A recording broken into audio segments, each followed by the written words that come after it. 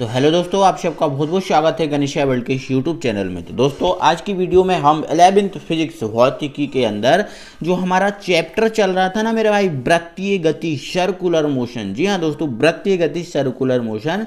आज हम पूरे वृत्तीय गति सर्कुलर मोशन के सभी ऑब्जेक्टिव क्वेश्चंस कंप्लीट करेंगे। अक्सर दोस्तों ऑब्जेक्टिव क्वेश्चंस आप लोग पढ़ते नहीं हो, ठीक है, तो एग्ज़ाम जब होता है तो उसमें प्रॉब्लम जाती है।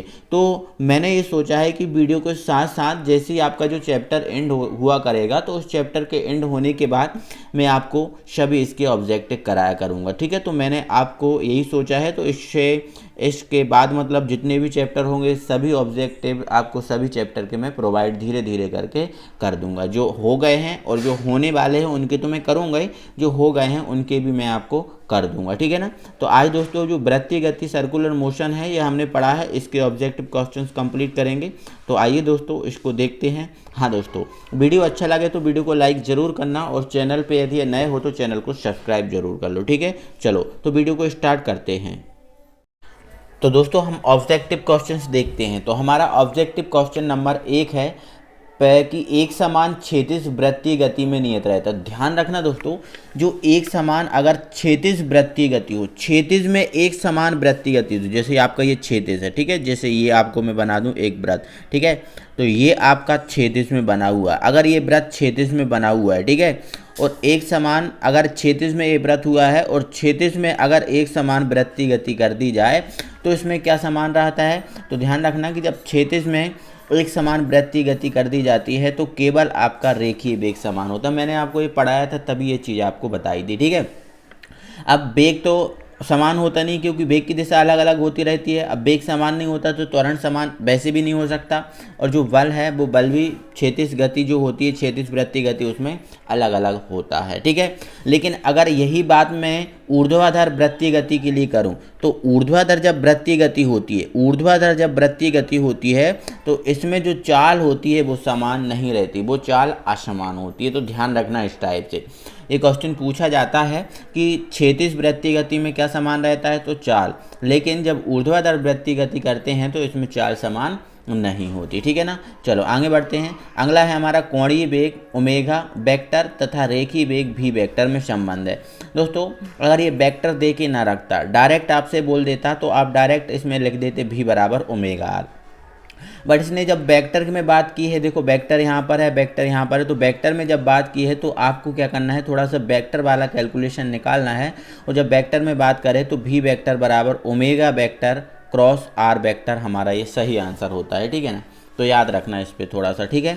चलो नेक्स्ट है, एक समान वृत्तीय गति में कण की त्वरण की दिशा। एक समान जब वृत्तीय गति होती है तो त्वरण की दिशा जो है ना हमेशा केंद्र की ओर होती है। हमेशा कहाँ की ओर होती है, केंद्र की ओर। तो त्रिज्या के अनुदिश केंद्र की ओर होती है, हमेशा याद रखना है इस बात को, ठीक है ना।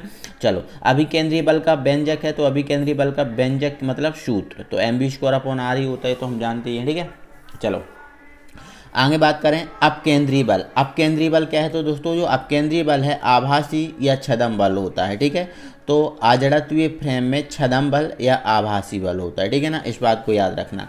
अब यहाँ पर अगर बात करें वृत्तीय गति में पिंड का रैखिक चाल दोगुनी तथा पथ की त्रिज्या 4 गुनी करने पर अभिकेंद्रीय बल क्या होगा। देखो मैं आपको बता देता हूँ, जो अभिकेंद्रीय बल होता है F बराबर mv²r, ये 3 चीज़ों पर निर्भर करता है। एक वेग पर, द्रव्यमान पर, वेग पर और त्रिज्या पर, ठीक है ना।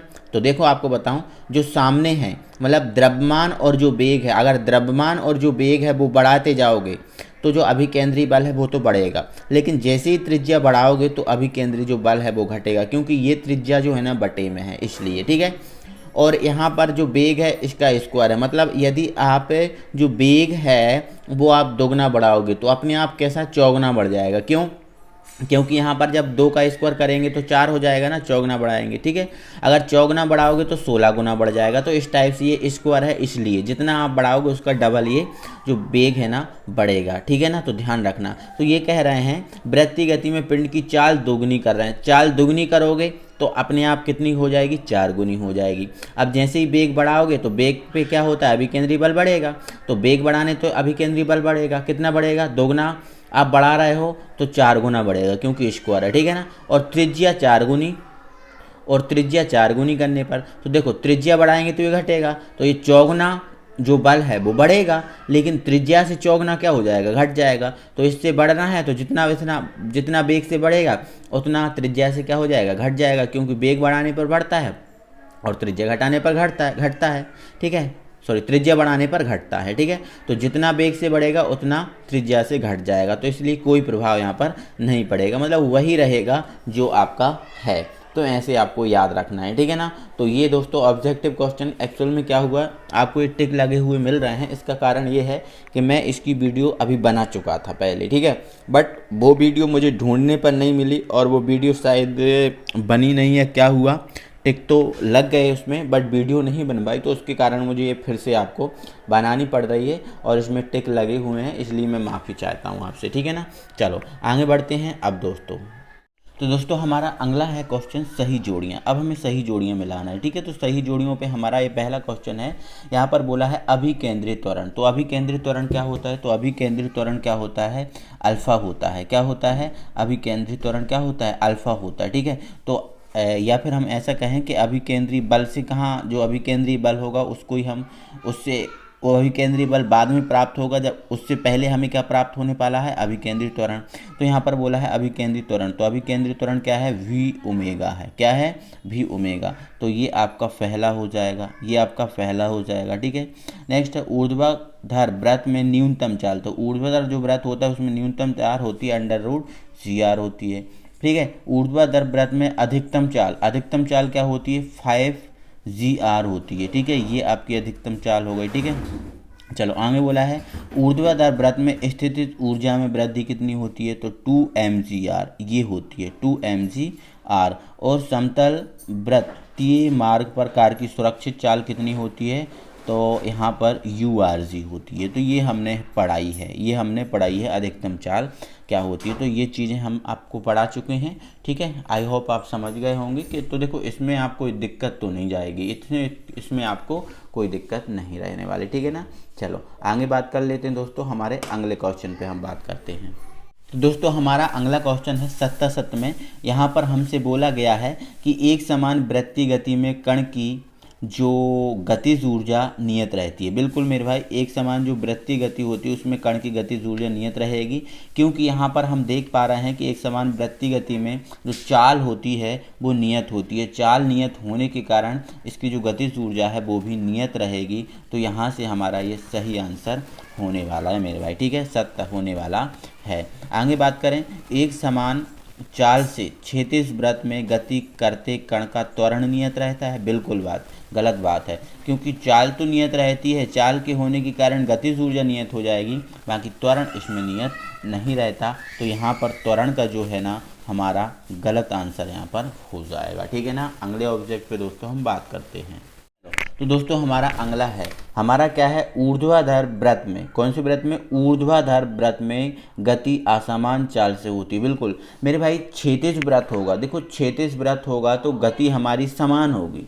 ठीक है, बट ऊर्ध्वाधर वृत्त यदि होगा तो गति कैसी होती है, असमान होती है। ठीक है, तो यहाँ से बिल्कुल ये हमारा सही है और यही कह रहा है ऊर्ध्वाधर वृत्त में गति असमान चाल से होती है, तो बिल्कुल सही आंसर है हमारा। अगला है हमारा दोस्तों, एक डोरी के सिरे पर बंधे कण की ऊर्ध्वाधर वृत्त पर गति करते समय डोरी में तनाव वृत्त के निम्नतम बिंदु पर अधिकतम होता है। बिल्कुल मेरे भाई, एक डोरी के सिरे पर यदि हम क्या कर दें, किसी कण को बांध दें, किसी पत्थर को बांध दें और ऊर्ध्वाधर दिशा में उसको घुमाएं। ठीक है, ऊर्ध्वाधर दिशा में उसको घुमाएं, तो करते समय डोरी में तनाव वृत्त के निम्नतम बिंदु पर अधिकतम होगा। बिल्कुल, जो अंतिम बिंदु होगा उस पर क्या होगा, अधिकतम तनाव होगा, और जिसके कारण क्या होती है, डोरी टूट जाती है।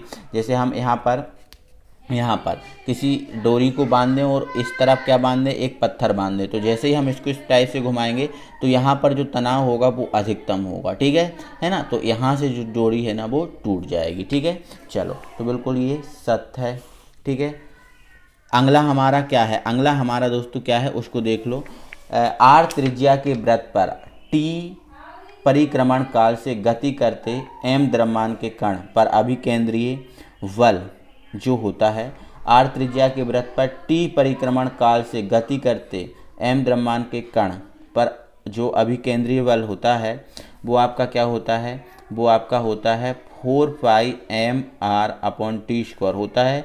तो बिल्कुल ऐसा सही है। अगर परिक्रमण काल के रूप में देखें तो ये फिर हमारा सही आंसर हो जाएगा, ठीक है। बाकी तो हमारा क्या सूत्र होता है, mv² होता है, लेकिन परिक्रमण काल के रूप में देखें तो ये फिर हमारा सही हो जाएगा, ठीक है ना मेरे भाई। चलो तो ये दोस्तों हमारे सत्य हो गए। अब हम बढ़ते हैं आगे। चलो दोस्तों रिक्त स्थानों पे बात करते हैं। और हमारा रिक्त स्थान कौन सा है, ग्रह के चारों ओर वृत्तीय मार्ग में गति। ग्रह के चारों ओर कौन से मार्ग में गति हो रही है, वृत्तीय मार्ग में गति। ग्रह के चारों ओर गति हो रहा है, मतलब ग्रह के चारों ओर कौन चक्कर लगा रहा है, उपग्रह, ठीक है। ग्रह के चारों ओर वृत्तीय मार्ग में गति करते उपग्रह को अभिकेंद्रीय बल खाली स्थान से मिलता है। जब ग्रह के चारों ओर उपग्रह गति करते हैं तो देखो आपको पता है बिना अभिकेंद्रीय बल के तो गति हो नहीं सकती। तो उपग्रह जो है इनको गति कौन सा बल मिलता है, कौन से बल के कारण ये जो है ना अभिकेंद्रीय जो वृत्तीय गति करती हैं, तो कौन सा बल मिलता है, ठीक है। तो यहाँ पर इन्हें मिलता है, ग्रह के चारों ओर उपग्रह गति करते हैं तो आपको पता है जो गुरुत्वाकर्षण बल होता है, कौन सा बल होता है, गुरुत्वाकर्षण। गुरुत्वाकर्षण जो आपका कौन सा बल होता है, गुरुत्वाकर्षण जो बल होता है वो आपको पता है अभिकेंद्रीय बल प्रदान करता है। तो ध्यान रखना है, ग्रह के चारों ओर वृत्तीय मार्ग में गति करते उपग्रह को अभिकेंद्रीय बल गुरुत्वाकर्षण बल से मिलता है। तो ये सही आंसर होगा, ठीक है ना। अगले बात करते हैं, अभिकेंद्रीय बल नाभिक के चारों ओर वृत्तीय मार्ग में गति। अब यहाँ पर नाभिक के चारों ओर कौन गति करता है, तो इलेक्ट्रॉन गति करता है। तो नाभिक के चारों ओर वृत्तीय मार्ग में गति करते इलेक्ट्रॉन को अभिकेंद्रीय बल। अब इलेक्ट्रॉन को अभिकेंद्रीय बल किसके कारण मिलता है, तो इसके स्थितिक घर्षण बल के कारण, ठीक है। तो ध्यान रखना, स्थितिक बल के कारण, जो स्थितिक बल होता है इस स्थितिक बल के कारण जो है ना नाभिक के चारों ओर जो है ना इलेक्ट्रॉन घूमता है। और ग्रह के चारों ओर उपग्रह किसके कौन से बल के कारण घूमता है, तो गुरुत्वाकर्षण बल के कारण, ठीक है ना। और नाभिक के चारों इलेक्ट्रॉन कौन से कारण घूमता है, तो स्थितिक बल के कारण, ठीक है। नेक्स्ट है, अभिकेंद्रीय बल की अनुपस्थिति में वृत्तीय मार्ग में गति। अगर अभिकेंद्रीय बल नहीं होगा तो वृत्तीय मार्ग में गति क्या कर सकते हैं क्या, नहीं। तो इसके लिए असंभव हो जाएगा, असंभव रहेगा ये, ठीक है ना। चलो, डोरी के एक सिरे पर पत्थर के टुकड़े को बांधकर, डोरी के एक सिरे पर हम किसको बांध दें, पत्थर के टुकड़े को बांधकर वृत्ताकार मार्ग में घुमाएं। और यदि डोरी के सिरे को हाथ से छोड़ दें, डोरी से एक पत्थर बांध दिया और उसको हम वृत्ताकार मार्ग में घुमा रहे हैं, और हम क्या कर दें, डोरी को छोड़ दें, है ना, छोड़ दें, तो टुकड़े की गति कैसी रहेगी, सरल रेखा में। क्योंकि जब हम छोड़ देंगे तो फिर वो जो डोरी है वो एक सीधी सरल रेखा में गति कर जाएगी। चाहो तो आप करके देख लेना, ठीक है। तो एक सरल रेखा में गति, पहले तो हम वृत्तीय मार्ग में घुमा रहे थे, हम पकड़े थे तब घुमा रहे थे, ठीक है, लेकिन छोड़ देंगे तो सरल रेखा में गति होने लगी, ठीक है। तो गति सरल रेखा की गति सरल रेखा होगी, सरल रेखा में होगी, कर लेना, ठीक है, सरल रेखा में होगी। अगला है, एक समान चाल से वृत्तीय मार्ग में गति करते कण द्वारा वृत्त का 1/4 चक्कर लगाने पर उसके वेग में परिवर्तन की दिशा क्या होगी। एक बार क्वेश्चन को फिर से समझें, एक समान चाल से वृत्तीय मार्ग में गति करते कण द्वारा वृत्त का 1/4 चक्कर लगाने पर उसके वेग में परिवर्तन की दिशा, तो मेरे भाई केंद्र की ओर होगी, ठीक है ना। कहाँ की ओर होगी, केंद्र की ओर। ये जो है ना इसका सही आंसर हो जाएगा, ठीक है ना। तो यहाँ से आपकी वृत्तीय गति थी, जो हमारा वृत्तीय गति वाला चैप्टर चल रहा था, ये उसके ऑब्जेक्ट हुए। आई होप आप सब समझे होंगे, कोई दिक्कत नहीं होगी, ठीक है ना। तो एक बार जल्दी से वीडियो को लाइक कर दो मेरे भाई, जल्दी से वीडियो को लाइक कर दो, अपने सभी फ्रेंड सर्कल में वीडियो शेयर कर दो, ठीक है। और अगले दिन से हमारा अगला चैप्टर स्टार्ट करेंगे हम, अगले चैप्टर को जल्दी से कंप्लीट करेंगे, ठीक है ना। थोड़ा सा अब हम स्पीड बढ़ना है, क्योंकि दीपावली का त्यौहार था जो हो गया है, अब आपको पढ़ाई करनी है और केवल पढ़ाई करनी है, ठीक है। तो हम भी तेज चलेंगे और आप भी तेज चलो और पढ़ाई करो, ठीक है ना दोस्तों। चलो मिलते हैं अगली वीडियो में, तब तक के लिए थैंक यू वेरी मच। और दोस्तों हाँ, चैनल को अभी तक सब्सक्राइब नहीं किया तो जल्दी से चैनल को सब्सक्राइब कर लो, और वीडियो को लाइक नहीं किया हो तो वीडियो को लाइक कर दो, ठीक है।